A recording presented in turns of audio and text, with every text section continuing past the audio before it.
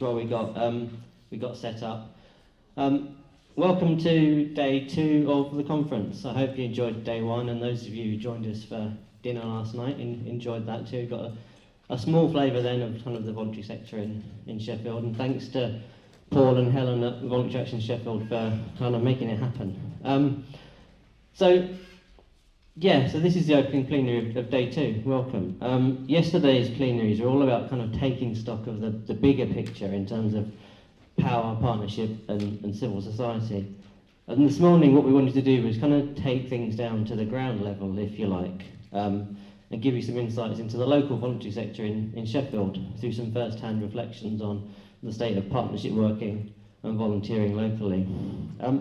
In particular, we wanted to use this as an opportunity to reflect critically on the implications of the COVID-19 pandemic, which is still with us, let's not forget, and then kind of cast a gaze into the future for how things might be transformed. Reflecting on the theme of yesterday, we want to start asking kind of what if, and what those what if questions might be. Everywhere you go in the UK, and around the world, no doubt, you'll be told that the voluntary sector there is unique, special, vibrant, thriving, etc., etc. So you'll probably not be surprised to hear that we say that in Sheffield too. Having worked in and with the voluntary sector in Sheffield for more than 15 years, I have to say that I definitely believe that to be true. But I'm almost certainly biased as well. So I'll let you decide for yourselves over the next hour or so. The format for the session is going to be a little bit different, so it's a little bit experimental. We'll see how it goes. It's going to be a kind of a semi-structured conversation between me and our panellists, and we're hoping to leave time at the end for you guys to ask plenty of questions as well. I'd like to thank Helen and Paul from VAS for helping us put the session together, and also extend a warm welcome to our 3 speakers, Gulnaz, Abdul and Eleanor, who have taken time out of their busy days and busy schedules to be here today. So to kick us off, what I'd like to do is just ask you each to kind of introduce yourselves very briefly, kind of what your name is, your role, your organisation, type of work it does, and then maybe think about one word, maybe 2, that you think describes the voluntary sector in Sheffield. I'll start with Paul, if that's okay. Can you hear me? Yep. Right, I'm Paul Harvey, Head of Volunteering at Voluntary Action Sheffield. So my role's overseeing internal volunteering projects and supporting the development of volunteering in the city. And one word? One or two? I suppose volunteering in the city is complex. Abdul, do you want to next? I'm Abdul, Shaif, and I'm the Chief Executive of ACT, Aspiring Communities Together, which used to be called the Yemeni Community Association, which used to be called in the 70s the Yemeni Workers Union. So it's now called ACT, Aspiring Communities Together. I manage the organisation, and one word I would say is critically important. Thank you. Eleanor. Sorry. I'm Eleanor, Rutter. I'm a public health doctor. I work for Sheffield City Council. My role I would describe as building well-being and health. I suppose because we call it public health, I would have to say to prevent ill health, but essentially recognising that health and well-being is built in people's whole lives, not in the NHS essentially. So, you know, where they live, where they work, where they go to school, in their neighbourhoods. So my job is kind of anything and everything that improves people's general lives. One word. Or 2. 5 and a little story. Go on then, go for it. Yeah. No, actually, if it was reduced to a few words, what I wrote down is it's 3 pillows, not 1. And my first kind of foray into the voluntary sector was around the end of life, and some research that was done here in Hallam that was recognising that small things matter. Small things matter, and there was one chap that had said, it's 3 pillows, not 1. And I struggled to say it without crying, actually, and of course the voluntary sector got it and could do it. And if somebody dies in the best of hospices, they don't get that. So I'm sorry, it's not one word, it's five, okay. it's three pillows, not one. Fantastic. And finally, Gulnaz. Hello, yeah. My name's Gulnaz Hussain and I'm the Chief Executive of a lead organisation in one of the most challenging areas in Sheffield, which is Firvale. So I'm part of Firvale Community Hub and Abdul has a historical information to share with you. I also have. It's set up by the ex-steel workers who came here on the voucher, from the Queen's voucher. I mean, I didn't want to mention the Queen, but on the Queen's voucher and settled in Sheffield. They were the founder members of the association, and we were called the Pakistan Advisory Community Association. And over time, we opened our doors to all communities. We've got an open door policy, and that's in line with that. We changed our name. I'm also the chair of the Burma 5 key organisations in Sheffield. We came together due to our strengths and our abilities in putting together a voice for the black and ethnic minority and marginalised communities in Sheffield. Also, I just want to say two words. We're amazing in what we do, and I truly believe in what we do, but we are also the forgotten part of the sector. So I'll leave you with that. Brilliant, thank you. So, to start with, in terms of our conversation, I guess I'd like to take you all back to a time before the pandemic, if you can remember that far back. I know a lot's happened in that time. And I guess hear what your frank assessment of partnership working and volunteering in the city was in the years preceding the crisis. So, Paul, given Vaz's role as, I guess, the lead umbrella body in the city, I'll start with you if that's okay. So, what were the strengths? What were the challenges the sector was facing? I think pre-pandemic, it was, again, it's a real mixed bag. Overall, I think people felt like, you know, volunteering was something that was like a nice to do, and that people could get on and do it. There was always a kind of like an idea that, oh, well, if you've got like a rubbish job and you're a bit stretched for capacity, then you get some volunteers in to kind of like sort it out. And I think that, you know, the partnership approach wasn't that strong. You know, so I wouldn't say that we had a strategic approach to volunteering in the city that was fully engaged. But having said that, there's always people who want to have a strategic approach. There's always people working towards a strategic approach, and there's always good partnerships. But I think they were quite isolated and disjointed pre-pandemic. Thanks, Paul. Eleanor, what would be your perspective from working in the local public sector? So I guess the other side of the fence, if you like. Yeah, and so I would say and in this sense I kind of wear several different hats, or I have a foot in several camps, or it's a little bit complicated. So we, as in public health, I think we always, I'd like to say, understood the importance of the voluntary sector. We understood the importance of broad outcomes, long time scales, and the sensitivity of doing things differently in different areas.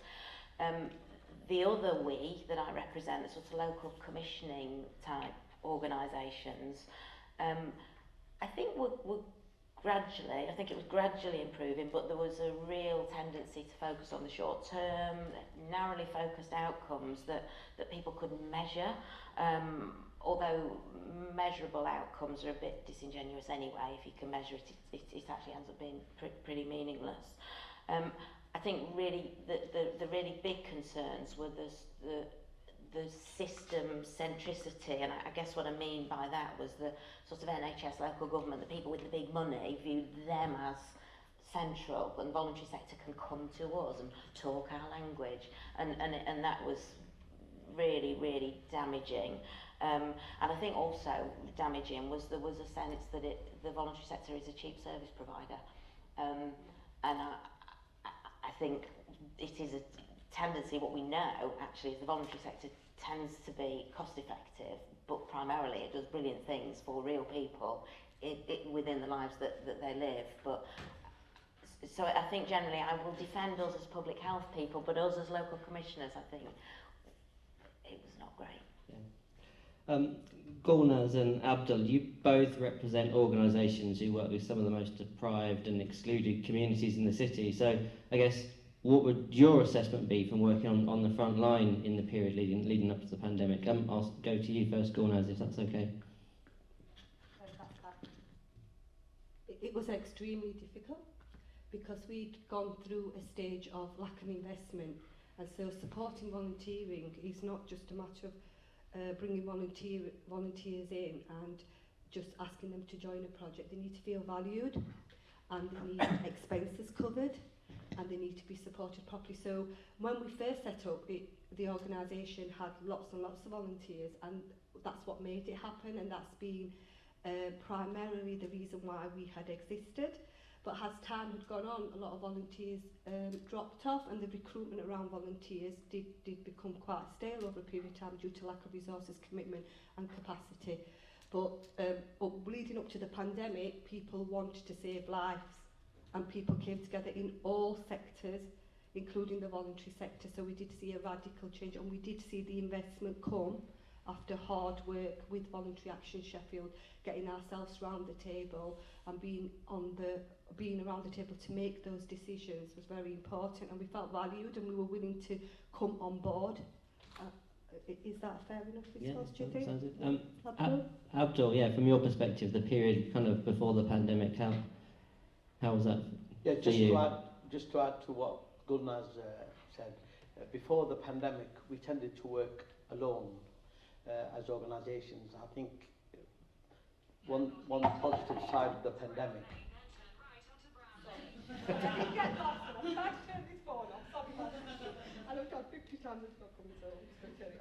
One positive sign from the pandemic was, I should be saying this, but it forced us to work together. We knew that we would achieve much more by collectively working together with VAS, with public health, with the NHS, and within ourselves as BAME organisations or as black organisations, because we tended to work alone and we felt we were much weaker to respond to the situation as required. So in a sense, a positive aspect of COVID is that it did force us to work together, because we knew that we were going to be disproportionately affected by the pandemic, certainly in the Yemeni community. We had deaths, we had problems, we had people who were very old and who were ex-steel workers in their 70s and 80s, and we knew that we had to adapt to a different situation. So I think it got us working together, and that was an important aspect of what we did. But I think the other important thing is that it's also a relationship of exploitation, in a sense. We've been exploited as organisations to do things voluntary for a very long time. And whenever the system has a problem with someone who can't speak English, or with someone who they don't understand or have no understanding of their background, the situation, how they came to this country, the difficulties, their families abroad, they just send them to the voluntary sector to be dealt with. Go to the Yemeni Association and you'll get some support.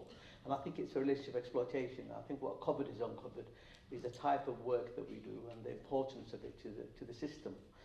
And I think now we've got better relationship. We want to see how we can maintain those relationships. It shouldn't be just because COVID came about that we had a positive relationship. It should be how can we maintain the positive relationship for a very long time to come. And I think that's going to be the task, to test the system in a sense, to see whether it's learned anything from the difficulties that we had with COVID, and the support that the system was given from the voluntary sector, because I think it was huge in my view.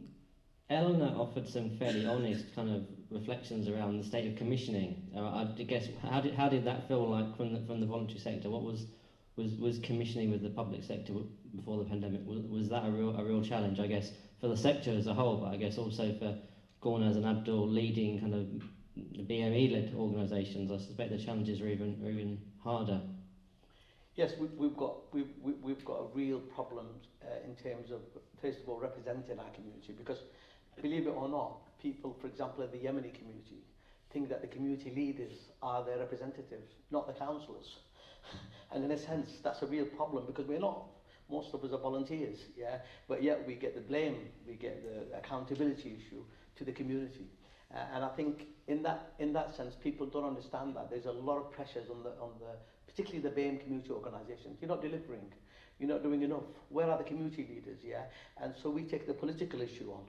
And in a sense, the issue is of funding, and the issue is of commissioning, and the issue is that sometimes we haven't got the expertise to be able to develop the right tender or the right the right information on a form that looks so smart that companies can do. So we've been left without funding for a very long time, mainly because of that area of expertise, yeah? And hopefully that there will be a relationship between the statutory sector and the voluntary to develop that further. Paul Gulnaz, I don't know if you want to reflect on what kind of the state of commissioning before the pandemic. Yeah, I'm eager. Yeah, it was extraordinary. You'd kind of go for, commissioning and contracting, but you'd find that the bigger organisations in Sheffield would go ahead and bid and then try to subcontract with you and give you not the money or the resources that you needed to enable to, do the job that was needed in the community. So there seems to have been wider gaps there. So there was a hierarchy in Sheffield that had developed, and it's actually been exposed to the Race Equality Commission report. If any of you have read the Race Equality Commission report, it's actually been exposed. So it's a good time in the city for everybody to learn and bring race inequality to equality. But the journey that we experienced was really, really difficult in terms of commission and contract. But I've had so many people knock on our door since the COVID pandemic, which is quite sad, really. Did it take the pandemic for people to realise that we exist? Did it take? To be honest, we're as good as anybody else is in the city. When I started, I said we're amazing. We're audited at national level for the work that we do. The footfall of our service users, Abdul, you'd agree, is up to 150 people, new people walk through the service within probably 2 weeks. Of all diverse backgrounds, including white working class communities. And I think that there was nothing to prove to the city about our capacity or whether we could do this job. I think we've been disadvantaged to be able to go for contract commissioning because we've never accessed the resources. And so when you look at our counter, other organisations who did access those resources because their capacity wasn't able to build. There wasn't a difference between us and other organisations, and that's what's been successful for them. So if we'd have had the resources, we'd have been as equally successful.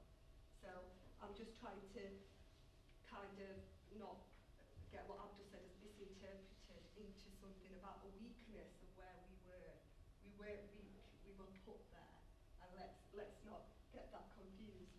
But we played our role in saving lives. We played actively our roles in COVID-19. We got commissioning through our work in which we commissioned Chris's team to do our evaluation on the COVID response, and I think we were really successful. And we're a group of people to be reckoned with in the city. Brilliant, thanks, Paul. I don't know if you want to offer any kind of final sector-wide observations around that point before we move on. Yeah, I think there's some observations that certainly pre-pandemic, there were a smaller group of leaders who were influencing decisions, and and like Gulnaz said, you need the capacity to have a non-operational chief exec, for example, to be able to attend all the different strategic meetings that then influence on commissioning and influence on prioritisation, and I think those structural capacity issues meant that things it was larger organisations who got them. But I think that still, you've got the public sector thinking, well, if we're giving to the voluntary sector, that's kind of like positive. But the voluntary sector is hugely diverse, and I think it was quite a small subset of the voluntary sector who was really benefiting or really having their voice influencing decision makers. And I think that's something that led to these structural inequalities. It's a vicious circle, but I think it was a closed-ish group of people influencing decisions, and also I think the idea that the way commissioning was structured, I think the idea that even VAS as a big organisation had influenced those decisions, but I don't think we did. I think we would try to influence and try to kind of escalate the need for opportunities for more groups to get funding. And then you'd always be told, yeah, but we've got this, that, and the other. We need to have our quality assurance things, and these can't be changed. And there was a much more rigid approach to commissioning, that we've always been advocating advocating against, but much less success pre-pandemic. I guess that picture's kind of replicated in towns and cities and councils all over the country, isn't it? We've touched on this already, but I guess thinking now about the pandemic, it was obviously a massive shock that none of us were really expecting or properly prepared for, and kind of a humanitarian crisis unfolded before our eyes at an incredible speed. Eleanor, public health was obviously at the forefront of the local pandemic response, but can you tell me a little bit about how you relied on local and worked with local voluntary organisations to support and volunteers to support the work that you were trying to do to kind of mitigate the effects of the pandemic? Yeah, I'll switch on. I think I'd break it down into three key things, but I think kind of what I wanted to say is, yeah, we were at the forefront, and I think the impact of the pandemic, as it was going to be if we didn't respond in some way, was terrifying. And I think did you say it was unexpected? Wasn't unexpected to us. We've spent years going, it's not if, it's when, please be ready, and being sort of vaguely laughed at. And then it started to happen, and all of that, the modelling, the early numbers, we were right in the middle of it. How do we respond? Are we seriously going to have to use the army to go in and, wipe the bottoms of bed-bound old ladies? Is that what we've got to do? Measuring up the local ice rink to store bodies. That's what we were expecting. It was terrifying. And it didn't come to pass. And yes, the NHS did brilliant things, and yes, we found a vaccine, but actually it didn't come to pass because the agile, responsive, I'm going to say workforce, so it's quite an offensive term, but the agile, rapid response was the voluntary sector.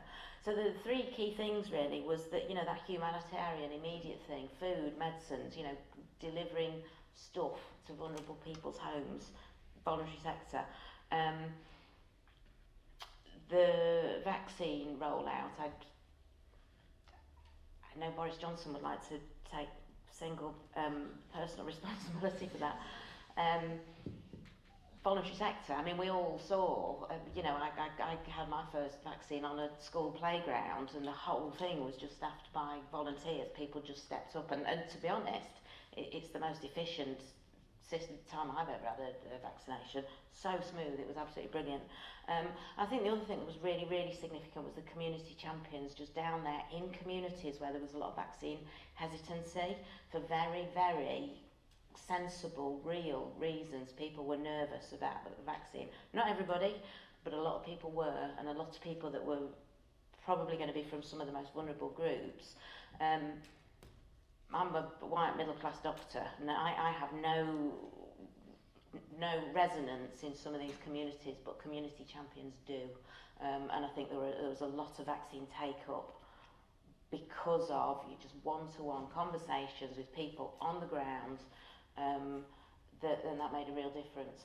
So, the clanking pans for the NHS and all the rest of it, I'm not here to diss the NHS, but, we saw where the heroes were.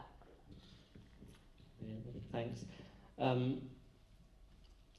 Abdul, the vaccine task force is a really good example of the type of work that Eleanor's the vaccine task force, so the BMR5 vaccine task force that you and Gulnaz led.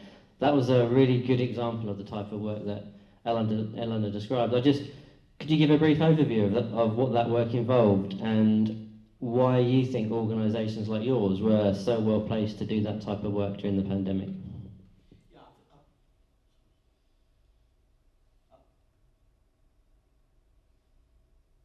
I think, can you hear me? Yeah. I think the work that we did during the vaccine take-up was fundamental to its success. That's my personal view. And I say this because we could do things that the system couldn't do. And I give three examples.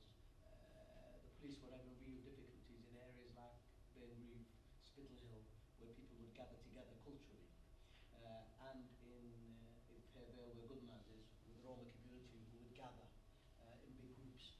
And the police couldn't deal with it. So they asked for our help, and we were able to use community leaders and mosque leaders to go into these crowds and actually explain to them what social distance meant, and it wasn't gathered there anymore, and it worked. It worked, and that was a big help to the police and also a big help for the so we were able to disperse that. The second thing is that we were able to use local mosques and local community centres as areas for discussions about COVID and take up a vaccine in a way that the system could never do. So I think that was another area of success. But I think also the bilingualism, the translation of information to different communities. For example, we used traditional women in the community to talk to traditional women in the community, and that helped them help those people who were quite reluctant to be vaccinated because they can see someone who they can identify with to talk to them about it. So I think these are three areas of where I think that we made a fundamental difference to the. I mean, the take up in the Yemeni community was almost 80% at the highest stage of COVID, and I think that was due to the work that we did and to the work that Gulnaz and her group did in that area, and I think it really helped a lot. And it was shaped by our understanding of the community, our in-depth understanding. When you know what your cultural resources are, you can dig deep into them, but when you don't know what these cultural resources are, as a system, you're going to be blind to it. And I think that's where the relationship is pinned now. Fantastic. Gulnaz, from your perspective of kind of also being heavily involved in supporting local communities during the pandemic, how do you think it changed the way that you work in partnership with the local public sector and other voluntary sector organisations?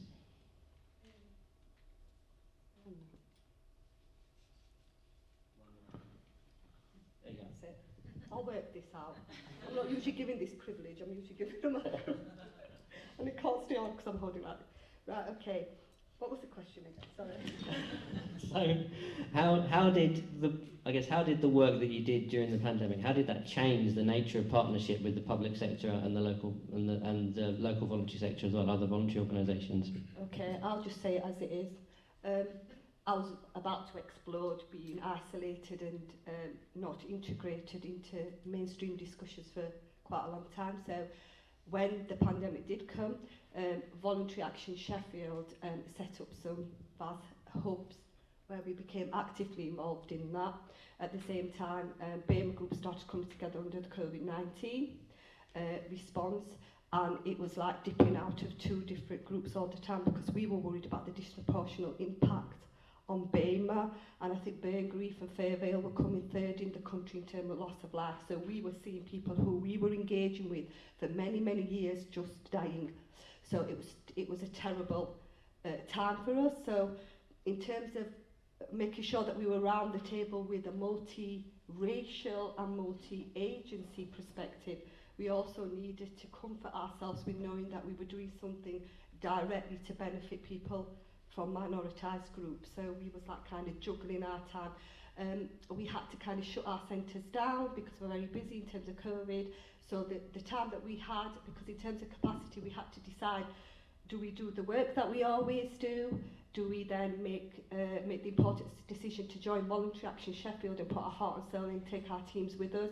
So we joined those because that was the right thing to do at that time. And we were supported by Paul and Helen's up there from Voluntary Action Sheffield in terms of who's doing what in the city, why are we doing it. The strategic link was very important. It wasn't just about going out there and just responding. The strategic link was, where is the government investing, where are the pockets, where do we need to pay attention to, who is being most affected by COVID, and what are we going to do as a collective across the city. And it was amazing. At the same time, there was a setup of the BAME 5, not BAME 5, sorry, I like to mention us actually, but it weren't then, we came a bit later. The strategy group, there was a group of, there was public health and another organisation, a few other organisations that came in and chaired a group for just black and minority ethnic groups. Yeah, so COVID-19 joined that group, the COVID-19 BAME group joined the main group, and that was chaired by public health, and it was all of us were around the table, and that was amazing because all the black and ethnic minority community groups were on there, everybody was on there. You know, people who have been working many years in the city, who had got no recognition were there, and people who were more stronger in terms of infrastructure, in terms of black and ethnic minorities were around that table. So there's three things going on in the city. So we had to attend all of them to know what the left hand was doing from the right hand. And we more or less had a good plan for the city on how it was going to deal with COVID. All of us collectively, even the white British Stronger organisations as well. So we were all together on one platform, and that was amazing, and it was a respected position. I think everybody realised that we have to work together. Public health were excellent. Eleanor's team, Greg Fell, Sarah Hepworth, I want to mention them in credit to them. They led the city's agenda and was completely inclusive, and I think it was a wake-up call for them as well. They started thinking, where have these people come from, and what is the work that they do, and their reach is amazing, and how can we work with them better?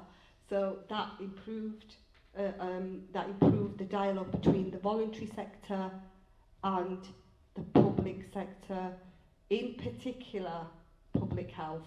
Okay, the communities department of Sheffield City Council had quite a lot of catching up to do, and were learning from the public health team in Sheffield City Council. And the public health team didn't give up, and they stood shoulder to shoulder with us all the way through the pandemic. And I think that's a good collaboration and how we worked interestingly together. And what was the last bit of the question? I think you've kind Have of I covered yeah. it? Oh, I guess working with the other voluntary organisations. So you've talked about that. Yeah. Everyone around We the table couldn't do it without each other, and we kind of took our position. We said, resource us, because we know we can do this.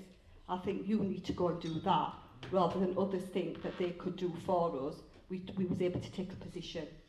Yeah. Fantastic, thank you. Paul, as someone who has an overview of volunteering in the city, can you just kind of elaborate a little bit about the specific roles that volunteers played during the pandemic? Maybe thinking about kind of what was new and different about what went on, perhaps. Yeah, well, I think again, always a mixed picture, but volunteering pre-pandemic was all kind of relational, all face-to-face, all kind of initial kind of face-to-face induction, and so we were just not geared up for virtual volunteering at all. And so we had this really strange situation where first, when it all happened, we had about 1,500 people sign up to VAS saying we want to volunteer, but really no effective mechanism to connect them and to volunteer safely. So you have mutual aid groups who are just responding and doing all sorts of stuff in the city, which was brilliant. But you also know that none of their safeguarding policies would be sufficient for you to have any connection with anyone. And then lots of mainstream organisations wanting to kind of think about how can you recruit people, but if you don't know them, and how do you verify them, and how can you actually manage volunteers safely when you've never met them, you've never seen them, you're doing everything online, and that really kind of stumped a lot of voluntary sector organisations. And so what happened was you ended up getting this sort of real conflicting picture where groups like Gulnaz and Abdul were embedded in the community and could carry on doing really inclusive volunteering by using their community members, but those that didn't have that straight connection then really shut down the amount of volunteering that it was using, and kind of like staff were then deployed to do what volunteers were used to doing. Or you had a real kind of like high bar. So, you could volunteer if you had a car, a mobile phone, internet access, fluent English, really digitally competent. And so we run a refugee project, and pretty much volunteering for refugees just stopped during the pandemic. And so we've got a staff member who used to work with brokering connections, and that just ended. There was just no opportunities to connect people where groups didn't already have a relationship of trust. And so it felt very much like if you didn't have a personal connection with an organisation, volunteering wasn't there. Apart from at the other end of the spectrum, where you have the kind of like the transactional Good Sam NHS volunteering, where they did these sort of like where they were able to really connect with pretty much an elite group of socially capable people who could come and do the kind of like the kind of like the vaccine volunteering. So it was a real conflicted picture of who could and couldn't volunteer. But yeah, so I say so it's very mixed. Brilliant, thanks. As we've kind of heard already, I guess the pandemic led to some significant changes in partnership working and volunteering. So if we start kind of looking forward now and asking what if, can you, I guess, each reflect on which aspects of what was happening during the pandemic you think we need to kind of retain for the future? And if we do want to retain those things for the future, how do we make that happen? Eleanor, I'll start with you if that's okay.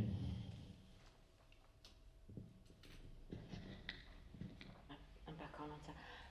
I think the biggest thing for me really was, maybe you guys didn't feel it, but the shift of power. We need to shift power into kind of the place where people live their lives, which, so equal power for the voluntary sector, or, I said at the beginning, health and well-being is 85% comes from people in their real lives in communities. Well, maybe the power should shift 85% there and a little bit at the end. Anyway, people would laugh at me if I said that, but, equal power for all partners, and I think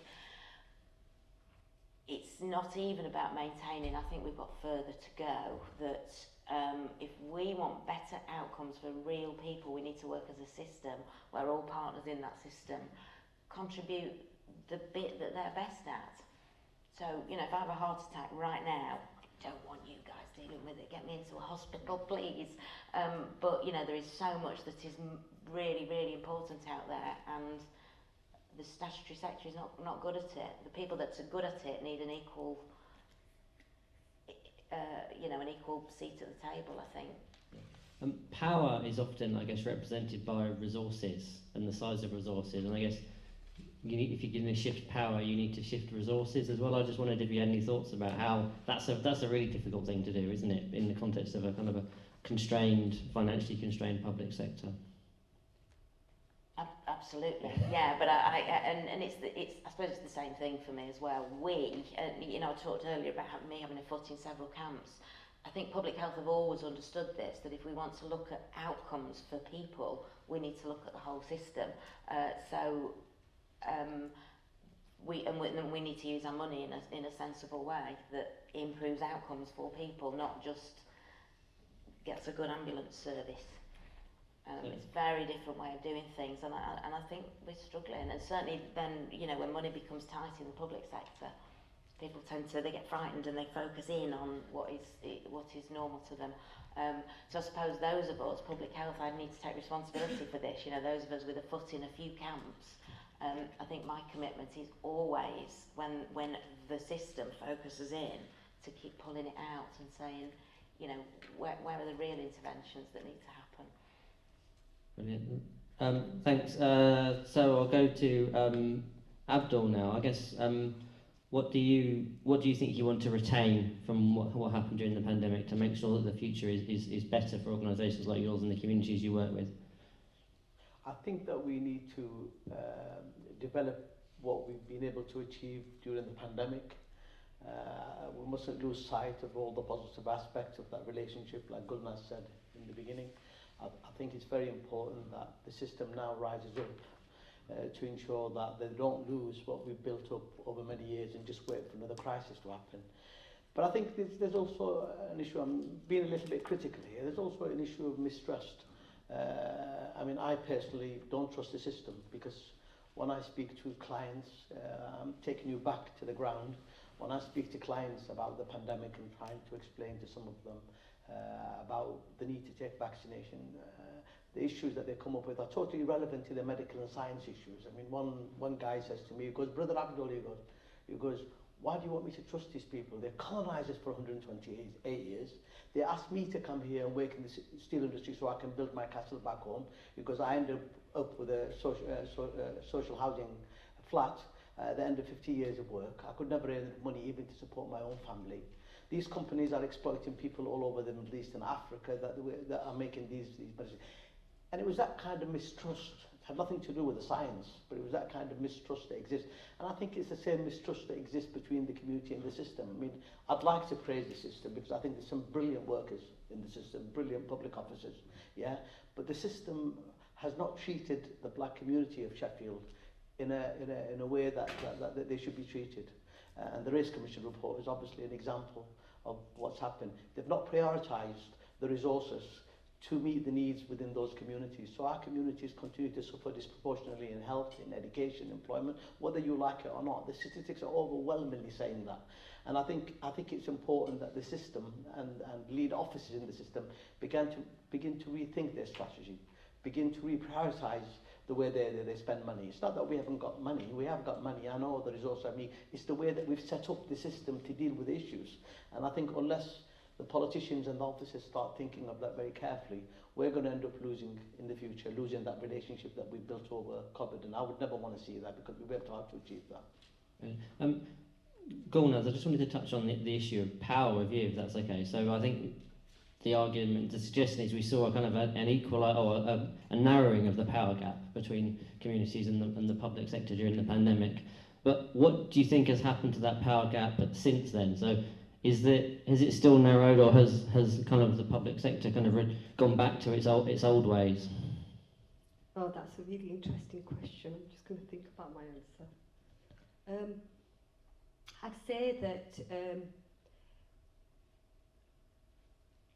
it has strengthened, and we've managed to retain and learn, and I think they've all the sectors have retained and are learning all the time. And I think I have seen, and I'm still seeing, change, and it can happen a little bit more faster, especially in terms of the Race Equality Commission report, but we have to go through a process of policy change within the local authority to adapt what they have been doing in the past to what they want to change and how they can do things better and how they can deal with the neglect and isolation of particular communities. And I think they can't always expect people to come together in a crisis, because we're good at doing that. The voluntary sector are good at pulling together when there is a crisis, and I think there shouldn't be exploitation around that. And I think it needs clear recognition throughout the city of Sheffield that the sector has an important part to play, and also to learn from the pandemic, as Abdul has said, and to keep on developing that trust and keeping us around the table. I think I've seen it, and it is being retained at this point.